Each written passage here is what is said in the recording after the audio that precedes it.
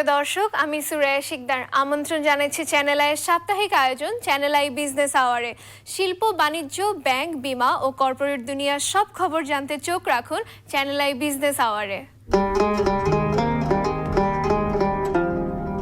পবিত্র রমজান উপলক্ষে ইফতার মাহফিলের আয়োজন করেছে Rajshahi university accounting club, university of Rajshahi ক্যাম্পাসে আয়োজিত এই অনুষ্ঠানে ক্লাবের সদস্য, শিক্ষক ও শিক্ষার্থীরা অংশ নেন। ইফতার মাহফিলে রমজানের তাৎপর্য তুলে ধরে পারস্পরিক সৌহার্দ্য, সহমর্মিতা ও ভ্রাতৃত্ববোধ জোরদারের উপর গুরুত্ব আরোপ করা হয়।